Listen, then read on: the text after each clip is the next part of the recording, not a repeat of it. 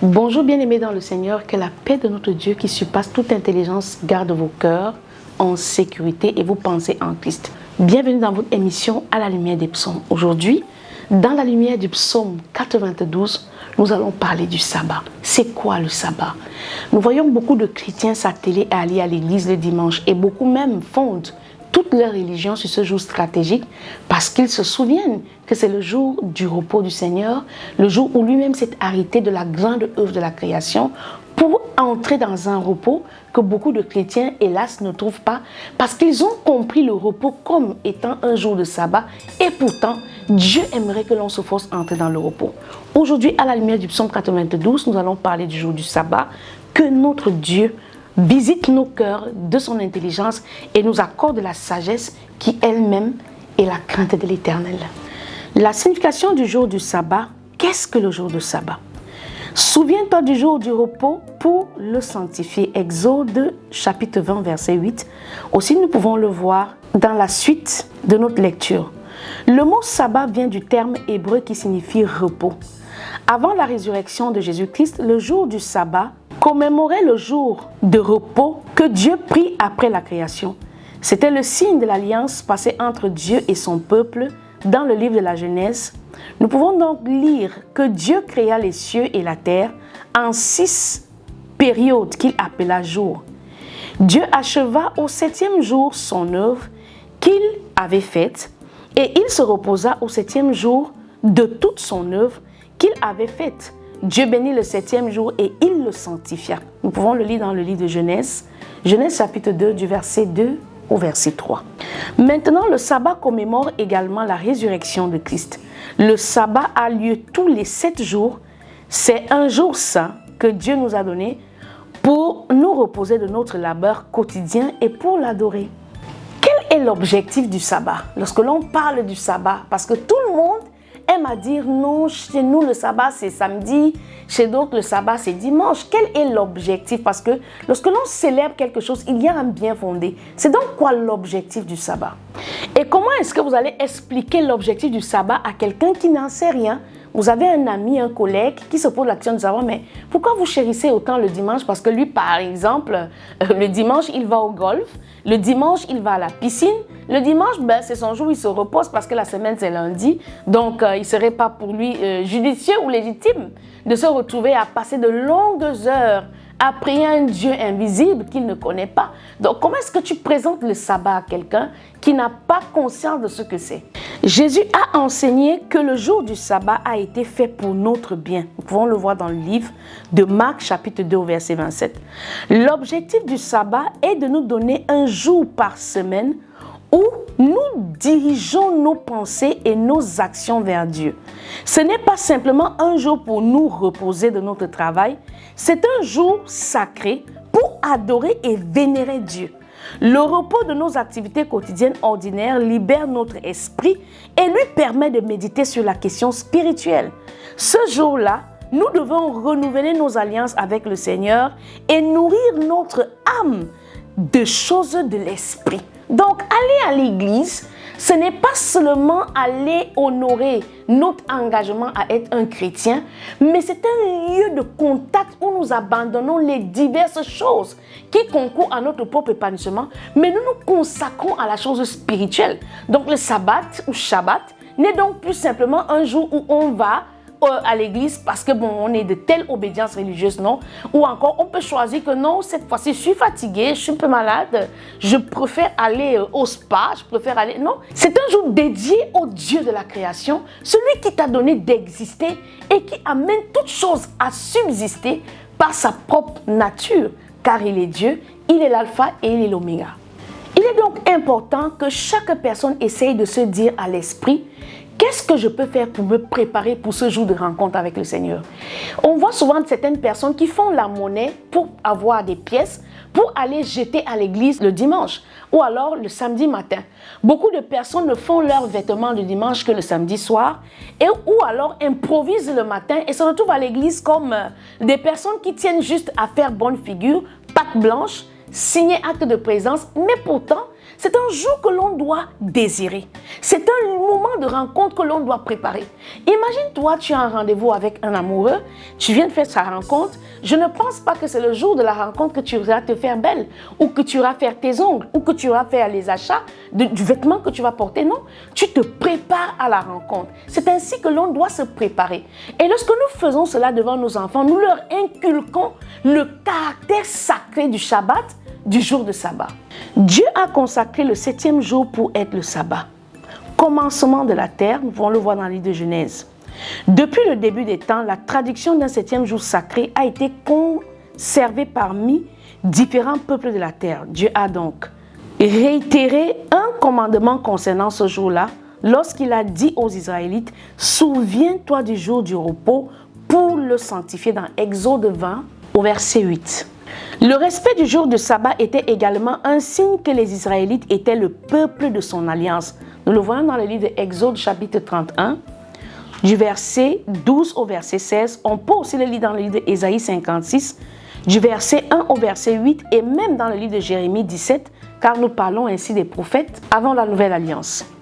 Jusqu'à la résurrection, Jésus-Christ et ses disciples honoraient le 7e jour comme sabbat. Après sa résurrection, le dimanche fut sanctifié comme étant le jour du Seigneur, en souvenir de sa résurrection en ce jour. Nous pouvons le voir dans le livre de Actes des Apôtres, du verset 20 au verset 7, ou encore dans le livre de 1 Corinthiens 16 au verset 2. À partir de ce moment-là, ses disciples ont observé leur sabbat, le premier jour de la semaine. Dans les deux cas, il y a 6 jours de travail et 1 jour de repos et d'adoration. De nos jours, le Seigneur nous a expressément donné le commandement d'honorer, nous aussi le dimanche, le jour du Seigneur, comme notre sabbat. Et donc, c'est quoi sanctifier le jour du Seigneur? Parce qu'on dit le jour de sabbat, c'est quoi donc le sanctifier? Le prophète Ésaïe dit que nous devons nous abstenir de faire comme nous l'entendons et faire du sabbat nos délices pour sanctifier l'Éternel. Ésaïe 58 au verset 13. Nous devons réfléchir aux choses justes que nous pouvons faire le jour du sabbat. Par exemple, nous pouvons sanctifier le jour du sabbat en assistant aux réunions de l'Église, en lisant les Écritures et la parole de nos dirigeants, en lisant les Saintes Écritures, en rendant visite aux malades, aux personnes âgées et à nos êtres chers, en écoutant de la musique édifiante et en chantant des cantiques, en priant notre Père Céleste pour le louer et lui rendre grâce, en servant dans l'Église, en faisant notre histoire familiale et en écrivant notre histoire personnelle, en racontant des histoires qui édifient la foi, en rendant témoignage aux membres de nos familles et en leur parlant de nos expériences spirituelles, en écrivant des lettres aux missionnaires et à nos êtres chers, en jeûnant dans un but précis, en passant du temps avec nos enfants et autres personnes au foyer. Donc le sabbat, ce n'est pas seulement d'aller à l'église, mais en manifestant une nature amère, pervertie et noire. Nous voyons beaucoup de personnes qui aiment aller à l'église, mais qui ont des cœurs cruels. C'est à savoir quel est le Dieu qu'ils vont prier le dimanche. Nous avons donc beaucoup d'activités que nous pouvons proposer à quelqu'un pour sanctifier le nom de l'Éternel le jour du sabbat, en consacrant ce jour-là à la méditation des Saintes Écritures. Psaume 92, dans toute sa lumière, nous lisons au nom du Seigneur Jésus-Christ. Psaume cantique du jour du sabbat. Il est beau de louer l'Éternel et de célébrer ton nom ô très haut, d'annoncer le matin ta bonté et ta fidélité pendant la nuit sur les instruments à 10 cordes et sur le luth au son de la harpe. Nous voyons donc que le jour du sabbat, c'est un jour où nous louons le Seigneur. C'est un jour que nous consacrons à adorer le Dieu qui est grand, qui a créé toutes choses. Tu me réjouis par tes œuvres, ô Éternel, et je chante avec allégresse l'ouvrage de tes mains. Que tes œuvres sont agréables, ô Éternel, que tes pensées sont profondes. L'homme stupide n'y connaît rien et l'insensé n'y prend point garde. Si les méchants croissent comme l'herbe, si tous ceux qui font le mal fleurissent, c'est pour être anéantis à jamais. Voilà ce que tu peux dire à quelqu'un qui ne prend pas au sérieux le jour du sabbat. Il a été créé, il est l'ouvrage du Dieu très haut. Il doit sanctifier le jour du sabbat et rendre honneur au Dieu de toute la création. Mais par contre, celui-là qui ne prend pas l'œuvre de la sanctification, du repos, sanctifier le jour du Seigneur au sérieux, c'est quelqu'un qui pourra croître dans les domaines de sa vie, mais la Bible déclare qu'il sera anéanti comme l'herbe des champs. Mais toi, tu es le Très-Haut à perpétuité, ô Éternel, car voici tes ennemis, ô Éternel, car voici tes ennemis périssent, tous ceux qui font le mal sont dispersés. Et tu me donnes la force du buffle, je suis arrosé avec une huile fraîche. Donc, aller à l'église, ce n'est pas seulement aller louer Dieu, mais c'est un moment où Dieu nous arrose. Il nous redonne de la vigueur pour continuer à vaquer à ces occupations-là qu'il nous permet d'avoir tout pendant 6 jours. Il ne prend qu'un seul jour où tu dois le sanctifier. Tu ne viens pas seulement l'adorer, mais il t'arrose d'une huile fraîche, une nouvelle inspiration dans l'entrepreneuriat, une nouvelle vigueur dans l'amour même. Dans les foyers où l'ivresse de la passion a tari, le simple fait d'aller ensemble à l'église, le Saint-Esprit peut vous arroser de cette nouvelle fraîcheur, de ce nouvel élan d'amour qui peut donner une nouvelle vigueur, une nouvelle couleur à cette relation-là qui, hélas, allait déjà peut-être même aboutir à un divorce.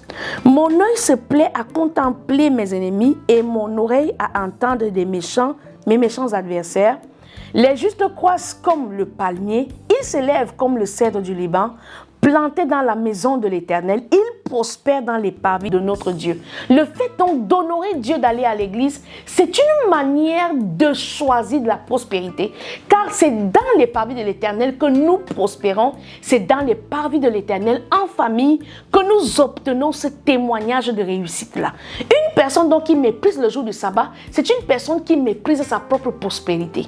Planté dans la maison de l'Éternel, il prospère dans les parvis de notre Dieu. Il porte encore du fruit, même dans la vieillesse. Une personne qui honore Dieu, qui le célèbre le jour du sabbat, qui prend du temps à se préparer pour cette rencontre-là, c'est quelqu'un qui continue de porter du fruit même dans sa vieillesse.